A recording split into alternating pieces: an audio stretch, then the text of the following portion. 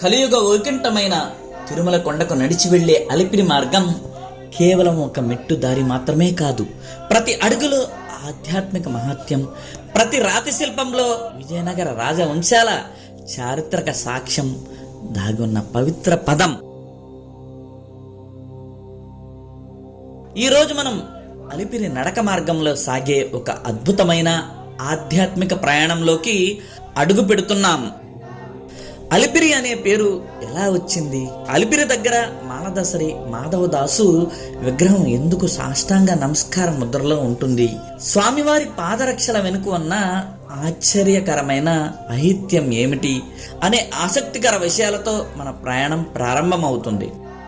మట్ల రాజుల నిర్మాణంతో పాటు సాళువ నరసింహరాయలు మరియు రాయల వంశస్థులు యాత్రికుల సౌకర్యార్థం నిర్మించిన గంభీరమైన గోపురాలు మరియు రాతి గోడలపై ఉన్న ప్రాచీన తెలుగు శాసనాలు, అహంకారాన్ని వీడి శరణాగతి కోరే పవిత్ర శిల్పాలు, అన్నమయ్య వర్ణించిన నడక దారి శ్రమ మరియు చుక్కల పర్వతాలపై ఉండే గాలిగోపురం విశేషాలు, ప్రాచీన మంచినీళ్ల బావులు మరియు డోలీబోయల విశ్రాంతి స్థావరమైన నెమళ్ల కోన, ఆ పక్కనే ప్రసన్న ఆంజనేయ స్వామి దర్శనం.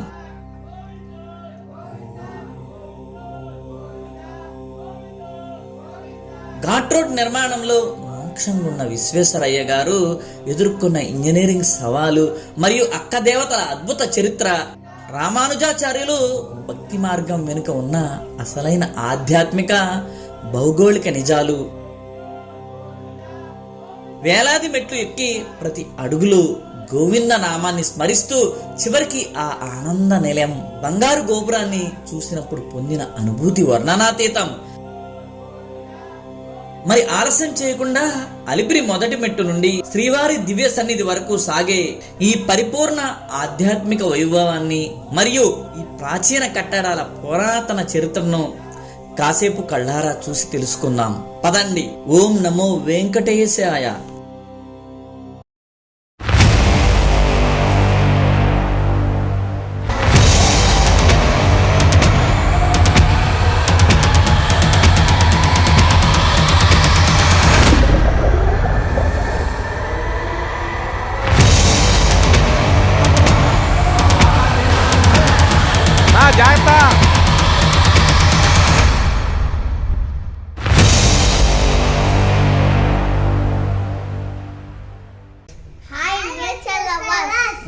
ఎలా ఉన్నారు? ఇవాళ మనం తిరుపతి పాదయాత్రకి వెళ్తున్నాం. బుజ్జిగా నువ్వు చెప్పు. ఇప్పుడు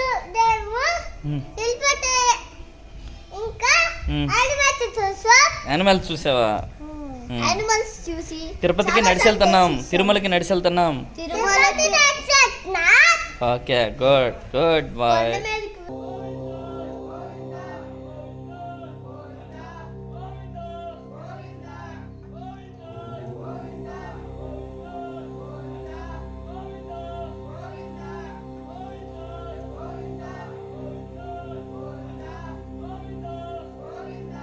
అసలు అలిపిరి అనే పేరు ఎలా వచ్చిందో తెలుసా? తమిళంలో అడి అంటే అడుగు భాగం, పడి అంటే మెట్టు. తిరుమల కొండకు అడుగున ఉన్న తొలి మెట్టు ప్రదేశం కాబట్టి దీన్ని అడప్పడి అనేవారు. కాలక్రమంలో అదే వాడుకలో అలిపిరిగా మారింది. మరికొందరు నమ్మకం ప్రకారం అలిపిరి అంటే అల్ప శరీరం కలవాడు అని అర్థం. వెంకన్న స్వామి ఈ ప్రాంతంలో సూక్ష్మ రూపంలో సంచరిస్తాడని భక్తుల నమ్మకం. ఈ మెట్ల మార్గాన్ని సాళువ నరసింహరాయలు అభివృద్ధి చేయగా మట్ల అనంతరాజు అనే సామంతరాజు ఈ సోపాన మార్గాన్ని ఎంతో అద్భుతంగా పునరుద్ధరించి దారి పొడవునా గోపురాలు, మండపాలు నిర్మించి చిరస్మరణీయుడుగా నిలిచాడు.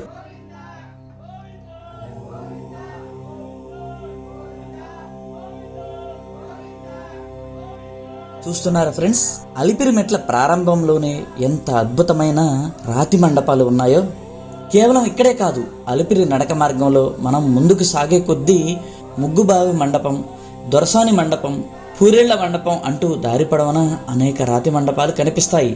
ఆధునిక రవాణా సౌకర్యాలు లేని రోజుల్లో దట్టమైన అడవి గుండా ఎండా వర్షం అని చూడకుండా నడిచే యాత్రికులకు విశ్రాంతి నివాసాలుగా ఉండటానికి విజయనగర మరియు మట్లారాజులు ఈ అద్భుతమైన మండపాలను నిర్మించారు. అలిపిరి నడక మార్గం మొదట్లోనే సాష్టాంగ నమస్కార ముద్రలో ఉన్న ఈ శిల్పాన్ని మీరు చూస్తున్నారు కదా, ఇది శ్రీవారి పరమ భక్తుడైన మాలదాసరి మాధవదాసు విగ్రహం. భగవంతుని దృష్టిలో కులమనేదే లేదు, కేవలం నిష్కల్మషమైన భక్తి సత్యసంధత మాత్రమే ప్రధానమని చాటే గొప్ప సాక్ష్యం ఇది. శ్రీకృష్ణ దేవరాయలు స్వయంగా తన ఆముక్తమాల్యద కావ్యంలో 6వ అశ్వంలో ఈ మాలదాసరి భక్తిని అద్భుతంగా వర్ణించారు. ఈ విగ్రహాన్ని కొండ ఎక్కే ముందు సాష్టాంగ నమస్కారం చేయాలనే సందేశంతో ఏర్పాటు చేశారు. సాష్టాంగ నమస్కారం అనన్య శరణాగతి ప్రతీక. అంటే మన శరీరంలోనూ మనసులోనూ ఉన్న ప్రతి అణువును భగవంతునికి పూర్తిగా సమర్పించటం.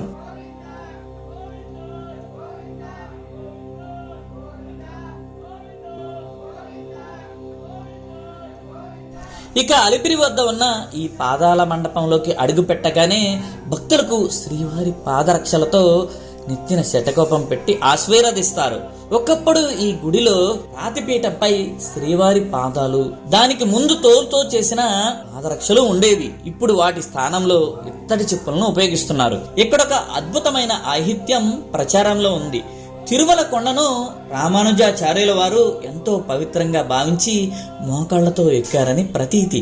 స్వామివారు కూడా పవిత్రను గౌరవిస్తూ ప్రతిరోజు రాత్రి ఆలయం తలుపులు మూసాక తన పాదరక్షలను ఈ అలిపిరి మండపంలోనే ఉంచి కాలినడకన తిరుపతిలోని అలివేలు మంగ దర్శనానికి వెళ్లేవారట. మళ్ళీ ఉదయాన్నే సుప్రభాత సమయానికి కొండపైకి చేరుకునేవారని జన వ్యవహారంలో ఒక కథనం ఉంది. విచిత్రం ఏమిటంటే ఈ పాదరక్షలను శ్రీకాళహస్తిలో ఒక దళిత భక్తుడు, తమిళనాడులోని కంచిలో మరొక భక్తుడు వేరువేరుగా తయారు చేసిన వాటి కొలతలు ఒకేలా ఉండటం మరియు కొత్త చెప్పులు వచ్చేసరికి పాతవి అరిగిపోవటం ఇక్కడ భక్తి రసజ్ఞతకు నిదర్శనం.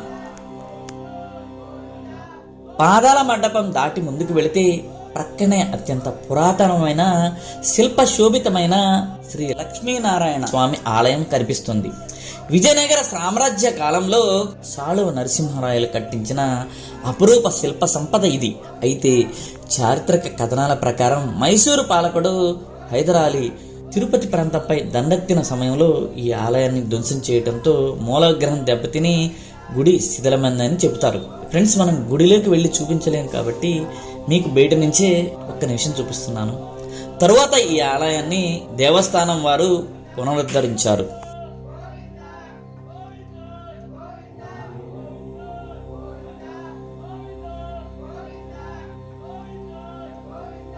ఇక అలిపిరి వద్ద మనకు కనిపించే ఆకాశాన్ని అంటే పెద్ద గోపురం చరిత్ర కూడా చాలా విశిష్టమైనది. దాన్ని మొదట విజయనగర రాజుల కాలంలో సాళువ నరసింహరాయలు నిర్మించారు. గోపురం రాతి గోడలపై విజయనగర సామ్రాజ్య చిహ్నాలైన వరాహం, కత్తి, సూర్యచంద్రుల బొమ్మలను నేటికి మనం చూడవచ్చు.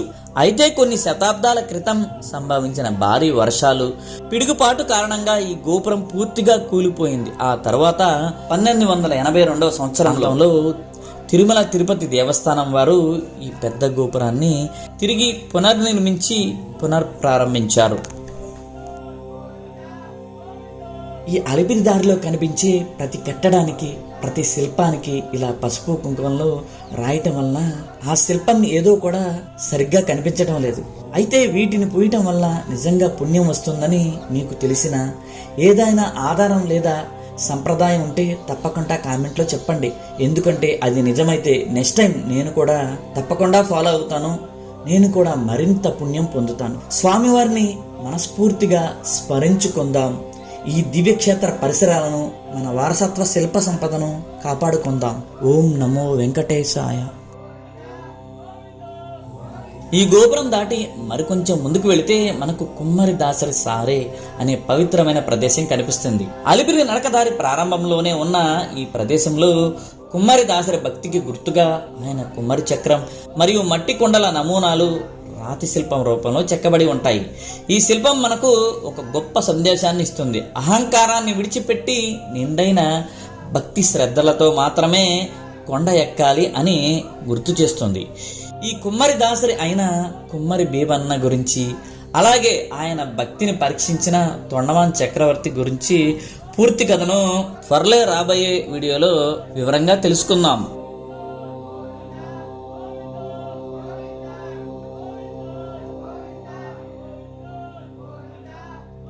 అక్కడ నుండి కుడి చేతి ప్రక్కన తలయేరు గుండు లేదా మోకాల గుండు అని పిలిచే ఒక పెద్ద రాయి ఉంటుంది.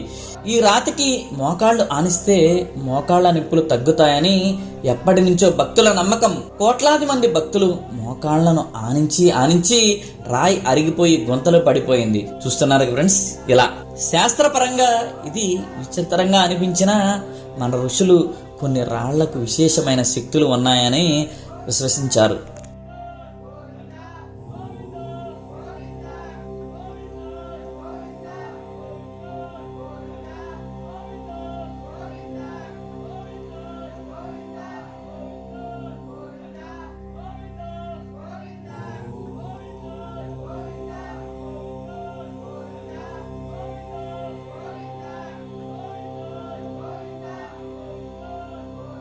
ఈ తలయేరు గుండు దాటుకొని కొద్దిగా ముందుకు సాగగానే మనకు మట్ల అనంతరాజు నిర్మించిన రెండో గోపురం అత్యంత గంభీరంగా దర్శనమిస్తుంది. అలిపిరి మెట్ల మార్గంలో మట్ల అనంతరాజు ముద్ర చాలా ప్రత్యేకమైనది. విజయనగర సామ్రాజ్యానికి సామంతులుగా ఉన్న ఈ మట్ల రాజవంశీయులు తిరుమల నడకదారి అభివృద్ధికి, భక్తుల సౌకర్యార్థం మండపాలు, గోపురాలు నిర్మించడంలో కీలక పాత్ర పోషించారు. ఈ రాజుల గురించి ఎంత చెప్పినా తక్కువే. అలిపిరి నుండి కొండకు వెళ్లే దారిలోని 2 ప్రధాన గోపురాలను నిర్మించింది ఈ మట్ల అనంతరాజే. అందులో అత్యంత ప్రసిద్ధమైనది ఈ రెండో గోపురం. ఈ గాలి గోపురం గోడలను పరిశీలిస్తే ఒక అద్భుతమైన చారిత్రక సాక్ష్యం మనకు కనిపిస్తుంది. ఇక్కడ శ్రీ వెంకటేశ్వర స్వామి రూపంతో పాటు మట్ల అనంతరాజు తన తల్లిదండ్రులైన తిరువేంకటనాథుడు మరియు చెన్నమ్మల శిల్పాలను చెక్కించారు. అంతేకాదు ఈ శిల్పాల క్రింద ప్రాచీన తెలుగు గ్రంథ లిపిలో వారి పేర్లను, శాసనాలను స్పష్టంగా చెక్కించడం ఇక్కడ విశేషం. తల్లిదండ్రులపై ఉన్న గౌరవాన్ని, శ్రీవారిపై ఉన్న అచంచలమైన భక్తిని రాతి శిల్పాలుగా మలిచి చరిత్రలో నిలిచిపోయారు మట్ల రాజులు.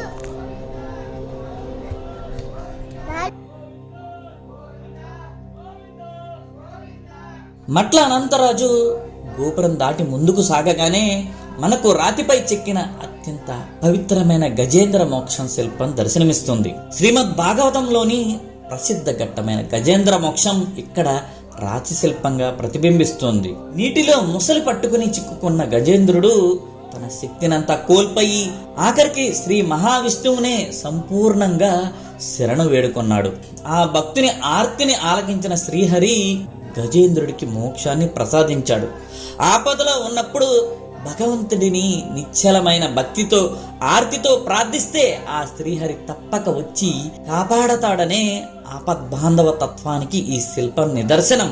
భక్తులు ఈ శిల్పానికి నమస్కరించుకుని శ్రీవారి కృపతో తన ప్రయాణాన్ని ముందుకు సాగిస్తారు. గజేంద్ర మోక్షం శిల్పానికి నమస్కరించుకుని ముందుకు సాగగానే అలిపిరి నడక దారిలో అసలైన సవాలు మొదలవుతుంది. దాదాపు నిటారుగా ఉండే మెట్ల మార్గాలు, అదే చిన్నెక్కుడు, దాని తర్వాత వచ్చే పెద్దెక్కుడు. పద కవిత పితామహుడు అన్నమయ్య మనుముడైన తాళ్లపాక చిన్నన్న గారు ఈ నడకదారి శ్రమ గురించి ఎంతో అద్భుతంగా వర్ణించారు.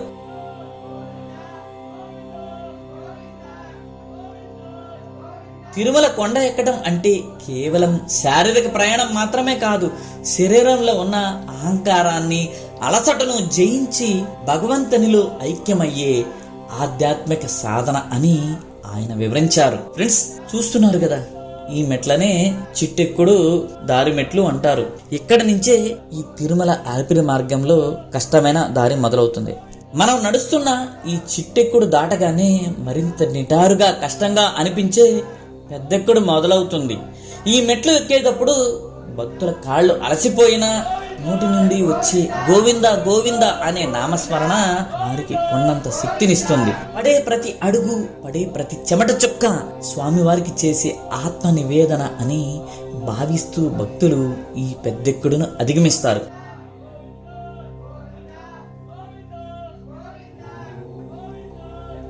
ఈ కష్టతరమైన చిట్టిక్కుడు పెద్దెక్కుడు మెట్లను దాటుకుంటూ ముందుకు సాగితే మనకు దాదాపు 2080వ మెట్టు వద్ద సముద్ర మట్టానికి అత్యంత ఎత్తులో గాలిగోపురం ఎదురవుతుంది. ఈ కొండను ప్రాచీన కాలంలో చుక్కల పర్వతాలు అని పిలిచేవారు. అంటే ఆకాశంలోని నక్షత్రాలను తాకేంత ఎత్తులో ఉండే పర్వతాలని అర్థం. ఈ చుక్కల పర్వతాల పైభాగంలో నలువైపులా వీచే చల్లని గాలుల మధ్య నిర్మాణం కాబడటం వల్లే దీనికి గాలిగోపురం అనే పేరు వచ్చింది. చరిత్రను పరిశీలిస్తే క్రీస్తు శకం 1550 ప్రాంతంలో అలిపిరి మెట్ల మార్గాన్ని క్రమబద్ధీకరించే పనులు ప్రారంభమవగా అనంతర కాలంలో విజయనగర సామ్రాజ్య సామంతుడైన మట్ల అనంతరాజు క్రీస్తు శకం 1628 సంవత్సరంలో ఈ గాలిగోపురాన్ని అత్యంత అద్భుతంగా నిర్మించి భక్తుల కోసం విశ్రాంతి మండపాలు ఏర్పాటు చేశారు. కొండెక్కి అలిసిపోయిన భక్తులకు ఇక్కడి చల్లగాలి కొత్త ఉత్సాహాన్ని ఇస్తుంది. విజయనగర కాలం మరియు మట్ల రాజుల కాలం నాటి ఆలయ ప్రాకారాలు, గోపురాలు మరియు రాతి స్తంభాల అడుగు భాగంలో నాట్యగత్తులు, మల్లాయుధులు, పశుపక్షాదులతో పాటు శృంగార భైరతమైన లేదా కామముద్రల శిల్పాలు చెక్కటం ఒక ప్రధానమైన హిందూ ఆలయ శిల్పకళా సంప్రదాయం. హిందూ ధర్మం ప్రకారం మానవ జీవితం 4 పురుషార్థాలపై ఆధారపడి ఉంటుంది. మొదటిది ధర్మం, న్యాయం, ధర్మబద్ధమైన జీవితం. రెండవది అర్థం, సంపద, ఆదాయం. మూడవది కామం, కోరికలు, సంసార జీవితం. నాలుగవది మోక్షం, దేవుని సాన్నిధ్యం లేదా ముక్తి. ఈ తత్వాన్ని సూచించటానికి దేవాలయాల బయట భాగాలు మరియు గోపురాల అడుగు భాగంలో లౌకిక జీవితానికి సంకేతంగా కామ శృంగార శిల్పాలను చెక్కుతారు. లోపలికి వెళ్లే కొద్దీ దేవుని విగ్రహాలు ఉంటాయి. భక్తులు దేవుని దర్శనానికి వెళ్లే ముందు తమ మనసులోని శారీరక లౌకిక ఆలోచనలు మరియు కామ వికారాలను కొండ కిందే అంటే గోపురం బయటే చూసి వాటిని అక్కడే వదిలేసి పరిశుద్ధమైన మనసుతో స్వామివారి దివ్య దర్శనానికి వెళ్లాలని ఈ శిల్పాలు గుర్తు చేస్తాయి. కాబట్టి గాలిగోపురం వద్ద ఉన్న ఈ శిల్పాలు కేవలం కళాత్మక నైపుణ్యం మాత్రమే కాక ఆధ్యాత్మిక లౌకిక జీవితాన్ని దాటి పవిత్రమైన దైవ మార్గానికి వెళ్లాలనే సందేశాన్ని ఇస్తాయి. చిట్టెక్కుడు పెద్దెక్కుడు వంటి కష్టతరమైన మెట్లను అధిగమించి శారీరక శ్రమతో గాలిగోపురం చేరుకున్న భక్తులకు ఈ సీతారామచంద్రుల దర్శనం అద్భుతమైన మానసిక ప్రశాంతతను ఇస్తుంది. భక్తులు ఇక్కడ సీతారాముల వారిని దర్శించుకొని సేద తీరి స్వామివారి ఆశీస్సులతో తమ తదుపరి ప్రయాణానికి ఉత్సాహంగా ముందుకు అడుగు వేస్తారు. ఇక్కడ శ్రీరాముని నామస్మరణ చేస్తూ ముందుకు సాగితే నడకదారి మరింత సులభంగా హాయిగా సాగిపోతుంది. సీతారాముల వారిని దర్శించుకున్న తర్వాత మార్గం కొంత సమతలంగా మారి భక్తులకు ఉపశమనాన్ని ఇస్తుంది. అంతేకాదు ఈ గాలిగోపురం దగ్గర నుండి కిందకు చూస్తే తిరుపతి నగర విహంగ వీక్షణం భక్తుల శ్రవణంతా ఒక్కసారి మరిపిస్తుంది.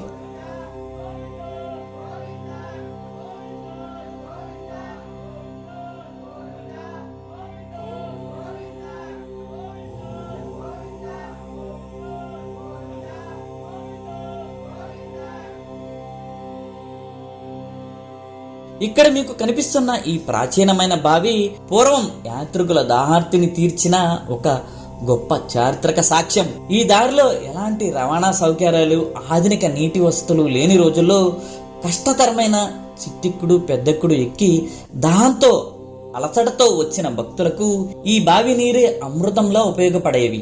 యాత్రికులు ఇక్కడ తమ మూట ముళ్ళలు విప్పుకొని ఈ బావిలోని చల్లని నీటితో కాళ్ళు చేతులు కడుక్కొని దాహార్తి తీర్చుకుని తమ వద్ద ఉన్న ఆహారాన్ని పంచుకుని తిని సేద తీరేవారు. ఇక ప్రాచీన కాలంలో వృద్ధులను, నడవలేని వారిని మోసుకు వెళ్లే డోలీల వ్యవస్థలకు కూడా ఇది ఒక ముఖ్యమైన స్థావరం. అంతటి ఎత్తైన మెట్లను ఎక్కుతూ భుజాల పైన బరువైన డోలీలను మోస్తూ బోయిలు ఈ మామండూరు మిట్ట చేరుకోగానే తమ డోలీలను నేలకు దించి ఈ బావి వద్ద నీరు తాగి చెట్ల నీడలో కాసేపు విశ్రాంతి తీసుకునేవారు. ఈ ప్రదేశాన్ని నెమళ్ల కోన అంటారు. ఇది ప్రకృతి సౌందర్యాలతో చాలా అద్భుతంగా ఉంటుంది.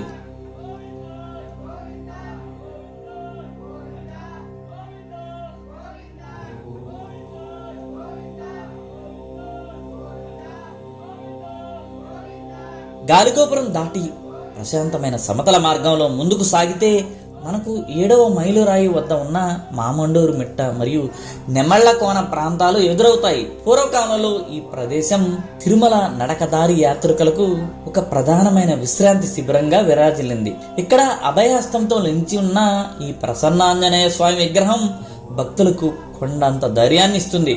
పూర్వకాలంలో ఈ చల్లని చెట్ల నీడన స్వామివారి చిన్న ప్రతిరూపం మాత్రమే ఉండేది. అలనాడు రాముడి కార్యార్థం సముద్రాన్ని లంఘించిన ఆంజనేయుడే కొండలు ఎక్కే భక్తులకు ఆరోగ్యాలను బలాన్ని ప్రసాదిస్తాడని నమ్మేవారు. అనంతర కాలంలో టీటీడీ నడకదారి భక్తులకు ఘాట్ రోడ్ ప్రయాణికులకు అభయమిస్తూ ఈ బృహత్తర ఆంజనేయ స్వామి విగ్రహాన్ని ఆలయాన్ని ఇక్కడ తీర్చిదిద్దారు.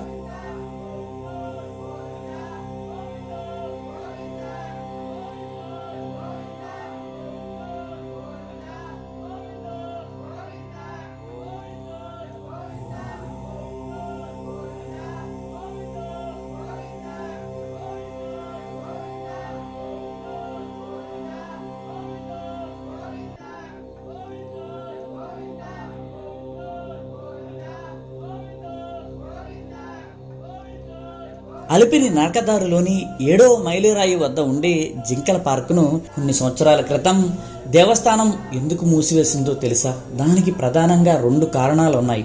మొదటిది భక్తుల భద్రత. జింకల కదలికను బట్టి శేషాచలం అడవిలోని చిరుతపులులు వేట కోసం ఈ నడకదారికే ఎక్కువగా ఆకర్షితమయ్యేవి. గతంలో జరిగిన చిరుత దాడుల నేపథ్యంలో భక్తుల రక్షణ కోసమే ఈ పార్కును మూసివేశారు.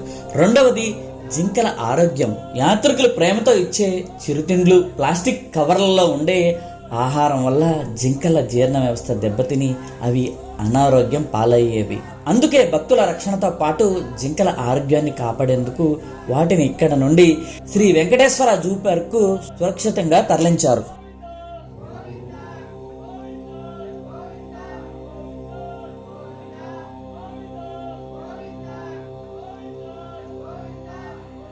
ఈ ఆంజనేయ స్వామి విగ్రహం చూసి మరికొంత ముందుకు వెళితే మనకు పూరిళ్ల మండపం, అలాగే దొరసాని మండపం ఎదురవుతాయి. ఈ మండపాలన్నీ యాత్రికుల సౌకర్యార్థం ఆనాటి రాజులు నిర్మించినవే.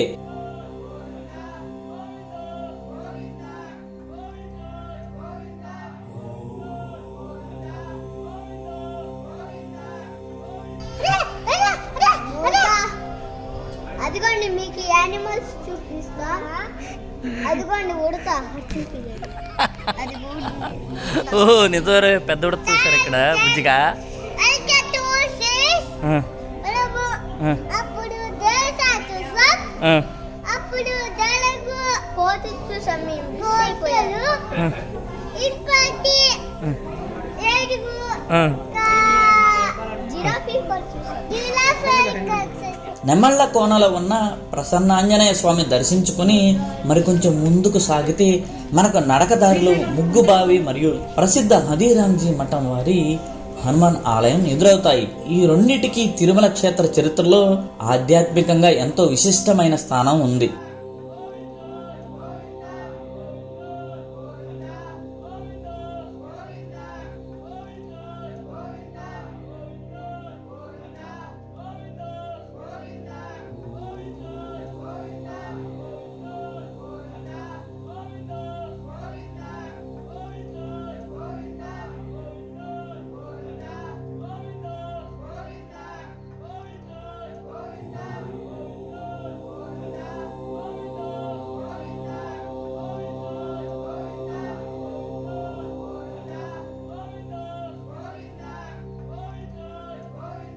తిరుమల క్షేత్ర చరిత్రలో ఈ ఆలయానికి ఎంతో విశిష్టమైన ప్రాధాన్యత ఉంది. విజయనగర సామ్రాజ్యాధిపతి పరమ విష్ణు భక్తుడైన సాలువ నరసింహరాయలు క్రీస్తు శకం 15వ శతాబ్దంలో ఈ ఆలయాన్ని నిర్మించి నిత్య పూజలు, నైవేద్యాలు జరిగేలా ప్రత్యేక ఏర్పాట్లు చేశారు. పూర్వకాలంలో దట్టమైన శేషాచల అడవుల గుండా క్రూర మృగాల భయం మధ్య తిరుమలకు నడిచి వెళ్లే యాత్రికులకు ఈ ఉగ్ర నరసింహుడే రక్షణ కవచంగా నిలిచాడు. కష్టతరమైన కొండ దారిన పయనించే భక్తులకు ఎలాంటి ఆపదలు రాకుండా కాపాడే ఆపద్బాంధవుడుగా ఈ లక్ష్మీ నరసింహస్వామిని కొలుస్తారు. ఇక్కడ లక్ష్మీదేవి సమేతుడై శాంతమూర్తిగా దర్శనమిచ్చే స్వామివారిని దర్శించుకుంటే ప్రయాణంలో ఎదురయ్యే సకల భయాలు, శారీరక శ్రమ తొలగిపోతాయని భక్తుల నమ్మకం. భక్తులు ఇక్కడ శ్రీ లక్ష్మీ నరసింహస్వామి వారిని దర్శించుకుని తీర్థ ప్రసాదాలు స్వీకరించి నూతన ఉత్తేజంతో తిరుమల వైపు తమ అడుగులు ముందుకు వేస్తారు.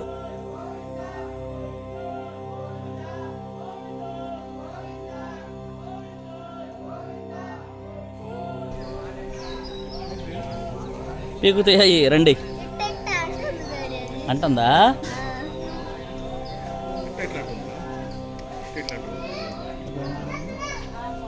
నడకలో ముందుకు సాగుతున్నప్పుడు తిరుమల కొండల్లోని మొదటి ఘాట్ రోడ్ మరియు నడకదారికి సమీపంలో మోకళ్ళ పర్వతానికి దిగువ భాగంలో ఉన్న అత్యంత లోతైన దట్టమైన లోయ ప్రాంతమే ఈ అవ్వాచారి కోన. తిరుమల చరిత్రలో ఈ కోనకు ఒక ప్రత్యేకమైన స్థానం ఉంది. శ్రీవారికి తల్లి వంటి ఉకుళమాత పేరు మీదుగా, అలాగే అలనాడు శ్రీవారికి పూల సేవ చేసిన భక్త అవ్వాచారి జ్ఞాపకంగా ఈ లోయకు అవ్వాచారి కోన అనే పేరు వచ్చింది. ఒకప్పుడు చంద్రగిరి వైపు నుంచి తిరుమలలోని మండపాల నిర్మాణానికి అవసరమైన భారీ రాతి స్తంభాలను ఈ కోన గుండానే ఏనుగులపై కొండపైకి చేర్చేవారు. అందుకే దీనిని ఏనుగుల దారి అని కూడా పిలిచేవారు. దట్టమైన అడవితో నిండిన ఈ ప్రదేశం శేషాచల పర్వతాల ప్రాచీన వైభవానికి ఒక నిదర్శనం. అయితే అవ్వాచారి కేవలం ఒక దట్టమైన లోయ మాత్రమే కాదు, తిరుమల మొదటి ఘాట్ రోడ్ నిర్మాణంలో జరిగిన ఒక అద్భుతమైన ఆధ్యాత్మిక ఘట్టానికి సాక్ష్యం. ఘాట్ రోడ్ నిర్మించే సమయంలో ఇంజనీరింగ్ దిగ్గజం మోక్షగుండ విశ్వేశ్వరయ్య గారు ఇక్కడ ఒక పెద్ద సవాల్ను ఎదుర్కొన్నారు. అవ్వాచారి కోన వద్ద రోడ్డు నిర్మాణం కోసం ఎన్నిసార్లు ప్రయత్నించినా, ఎంత బలమైన రాతి గోడలు కట్టినా ఆ రోడ్డు నిలబడకుండా లోయలోకి జారిపోయేది. ఆ సమయంలో ప్రయాగదాస్ గారి సూచనలతో రోడ్డుకు దిగువన ఉన్న ప్రాచీన గ్రామ దేవతలైన అక్కగార్ల స్థానాన్ని గుర్తించారు.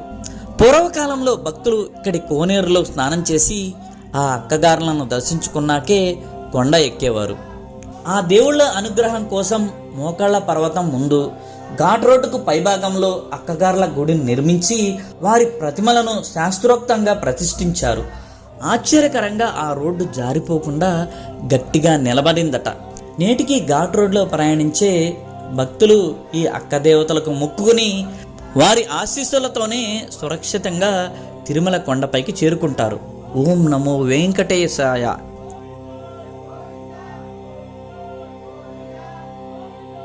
అవ్వాచారి కోనను అక్కదేవతల ఆశీస్సులను తీసుకుని ముందుకు సాగగానే మనకు అలిపిరి నడకదారిలోనే అత్యంత పవిత్రమైన సవాలతో కూడిన మోకాళ్ళ పర్వతం ఎదురవుతుంది.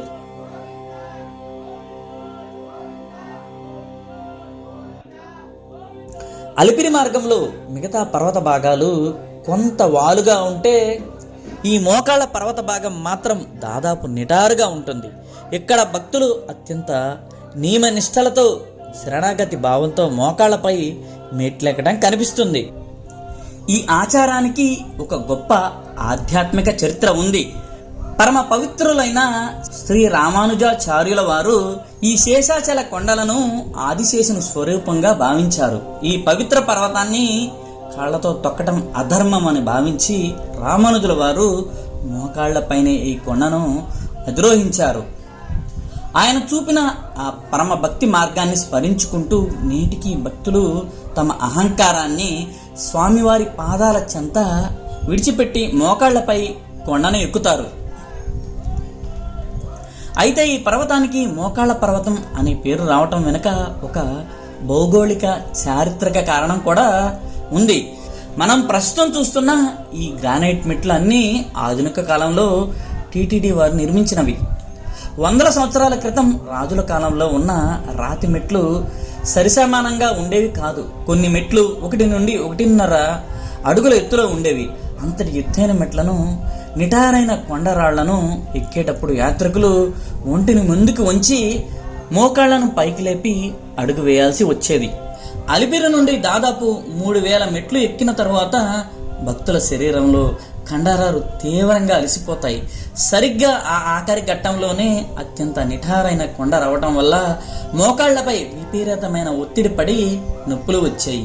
అలా శారీరక శ్రమతో తీవ్రమైన ఒత్తిడితో కూడిన ఈ దారిని ప్రయాణికులు మోకాళ్ల పర్వతం అని పిలవడం ప్రారంభించారు. శరీరానికి తీవ్రమైన అలసట కలిగిన పెదవులపై ఉండే గోవింద గోవింద అనే నామస్మరణ భక్తులకు కొండంత బలాన్ని ఇస్తుంది. తమ పాపాలు తొలగిపోయి స్వామివారి పరిపూర్ణ అనుగ్రహం లభించాలని కోరుకుంటూ భక్తులు ఈ పర్వతాన్ని అధిగమిస్తారు.